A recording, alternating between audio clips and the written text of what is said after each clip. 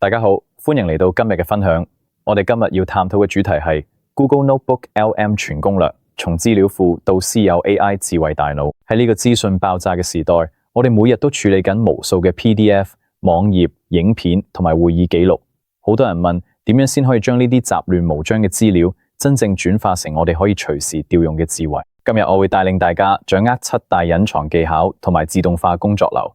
目標係幫大家釋放10倍嘅生產力。我哋唔係單純喺度用一個工具，我哋喺度建立緊一個第二大腦 ，the second brain。成個工作流可以分為3個核心階段。首先係 curate 拆展，將有價值嘅資料篩選出嚟；第二係 synthesize 綜合，將資料深度消化並產生關聯；最後係 create 創造，將知識轉化為實質嘅產出。喺我哋深入教學之前，大家一定要先糾正一個觀念，唔好用 ChatGPT 嘅邏輯。咁用 Notebook LM， 點解呢？我哋可以用一個好簡單嘅比喻 ，ChatGPT 就好似一個公共圖書館員，佢雖然博學多才，讀過全世界嘅書，但正因為佢讀咗嘅太多太雜，佢係依賴訓練數據咁回答你。當佢遇到唔識佢嘅或者資料太舊嘅時候，佢好容易會產生幻覺 hallucinations， 即係所謂嘅一本正經咁胡說八道，咁適合用嚟做通用嘅創意發想。但如果你要揾精確嘅事實，佢未必係最好嘅選擇。相反 ，Notebook LM 係你嘅專屬分析師，佢係由 RAG 檢索增強生成技術驅動嘅。想象佢被鎖咗一個只得你提供咗文件嘅房入邊，佢嘅職責就係閱讀呢啲文件，佢只會根據你俾佢哋有所本 grounded truth 嘅回答問題。如果你喺文件入邊冇講過佢哋，佢會老實話你知佢揾唔到，絕對唔會殺 by 呢種鎖定範圍佢能力。先至係我哋打造智慧大腦嘅關鍵。我哋進入第一階段 curate 拆展，呢個階段嘅核心目標係打造一個乾淨嘅知識環境。我哋要將 Notebook LM 想象成一個漏斗 funnel， 你可以將唔同格式嘅資料餵入去，包括學術理論嘅 PDF 或 Docs， 實戰價值極高嘅 YouTube 逐字稿、會議錄音嘅 MP3 音檔，甚至係即時資訊嘅 websites。但記住一個黃金原則，一個筆記本等於一個任務。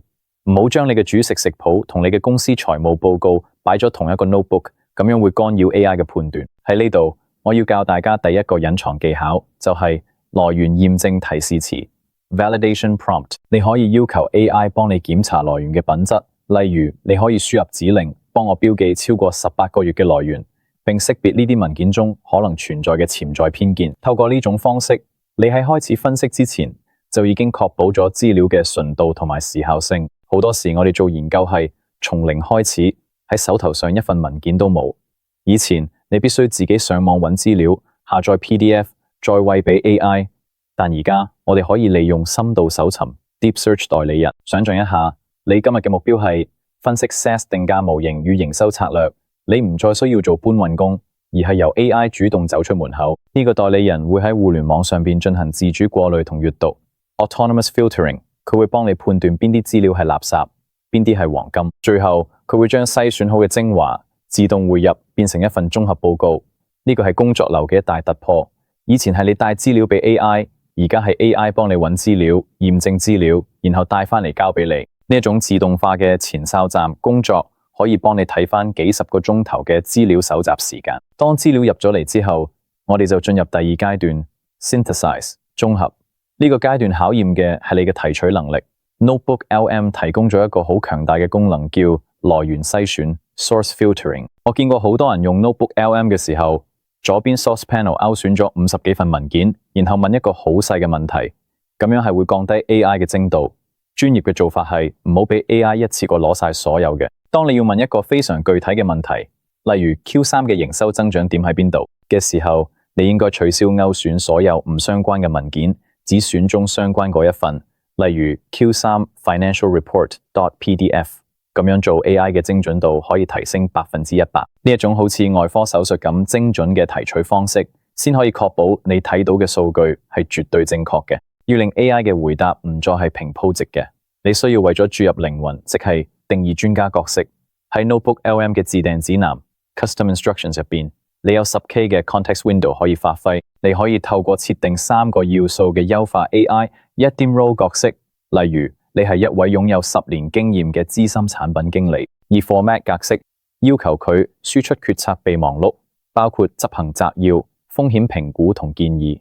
3. Constraint 限制，例如優先考慮財務準確性而非簡潔性。透過呢種設定 ，AI 嘅產出會從普通嘅通用摘要進化成具有深度洞察嘅專家觀點。佢唔再係讀稿機器，而係一個識得幫你哋嘅諮詢顧問。有啲人係視覺學習者，對住幾萬字嘅 PDF 會覺得好頭痛。Notebook LM 有一個功能叫一鍵生成心智圖，文字好難呈現複雜嘅關聯，但圖表可以。例如喺研究供應鏈韌性 （supply chain resilience） 嘅時候，系統會幫你分拆出風險評估、庫存緩衝同埋供應商多樣化等節點。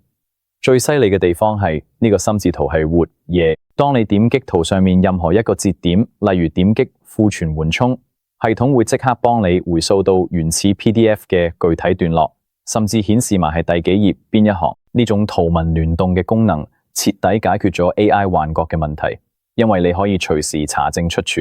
Notebook LM 另一個令人驚豔嘅功能就係音訊總覽 （Audio Overview），但好多人淨係識得用佢哋做簡單摘要，其實佢可以用得更深。你 Mixing Board 自定音訊設置入邊，你可以將格式設定為 Debate 辯論。你可以輸入提示詞，要求兩位虛擬主持人專注於來源 A 與來源 B 之間嘅分歧。點解要咁做？因為真理往往喺爭論入邊產生。透過聽兩個人辯論，你可以更清晰咁理解唔同報告之間嘅觀點碰撞。你可以將呢啲音訊下載落嚟，喺搭車或者運動嘅時候聽。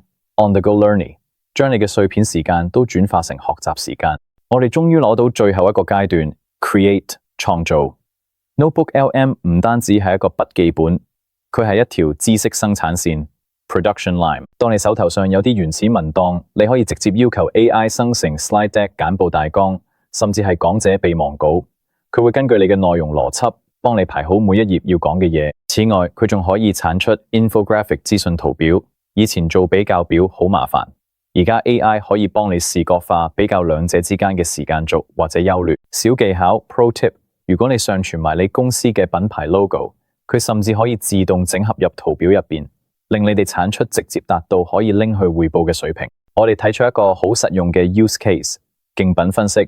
想象你手頭上有5個競爭對手嘅產品手冊，全部都係 PDF， 格式仲要唔統一。你可以用 Notebook LM 幫你將呢啲非結構化數據轉化成結構化資料表格。你只需要輸入 prompt， 建立一個表格，列出各廠商名稱、價格方案、隱藏費用、支援等級同埋 API 限制。AI 會掃描所有文件，自動提取相關數值，幫你填入一個整齊嘅表格。你可以將呢啲數據直接匯出到 Google Sheets。原本需要一個實習生做3日嚟嘅，而家幾秒鐘就搞掂，仲要精準過人。如果你係學生或者需要考牌嘅專業人士， Notebook LM 係你最強嘅專屬家教。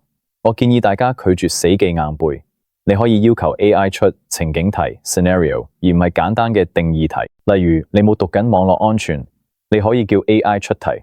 如果系統發生安全漏洞，請應用最小權限原則，說明應急步驟。AI 會根據你提供嘅教材設計一個模擬場景，測試你嘅邏輯應用能力。當你答完之後，佢會俾出解答，並引用教材中嘅具體條款。呢一種互動式嘅學習方式，先至係深度掌握知識嘅捷徑。對於內容創作者嚟講， Notebook LM 簡直係一個 Write Once, Publish Everywhere 冇引擎。你只需要輸入一個 YouTube 影片嘅 URL 作為 Source AI， 就可以幫你同時產出一篇高品質嘅 SEO 網誌文章，一張適合發佈嘅 social media 嘅資訊圖表，一份短影音 Shorts， 佢腳本包括開場白、畫面描述同埋對白，一次輸入，多重產出。你可以將單一素材瞬間轉化為全網分發矩陣，大大提升你嘅曝光率同產量。如果你係 Power User， 你可以將 Notebook LM 同 Gemini 生態係進行聯動。你可以將策展好 curated 嘅知識對接到 Gemini Builder 建造者。例如，你可以同 Gemini 講，使用呢個筆記本入邊嘅資料，為我建立一個互動式嘅網頁儀表板。Gemini 會自動寫 code， 幫你寫好 HTML、CSS 同埋 Chart.js 嘅程式碼，將你筆記本入邊嘅靜態知識轉化成一個可以動態展示嘅 Web Dashboard。呢種將知識產品化嘅能力係傳統筆記工具完全做唔到嘅。最後送大家一個 cheat sheet 提示詞懶人包，記住呢3個方向：一、驗證 validation， 用咗標記舊資料同偏見，確保來源純正；二、角色 persona， 定義 AI 嘅身份，產出格式同埋限制；三、產出 output， 直接要求建立表格、簡報或者代碼，知而不行，為之不知。由今日開始，唔好再將 Notebook LM 當成一個普通嘅 reader。請立即建立你第一個任務導向 mission-based 嘅筆記本，將你手頭上最難搞嘅嗰份 project 丟入去，體驗一下 AI 智慧大腦帶俾你嘅震撼啦！多謝大家。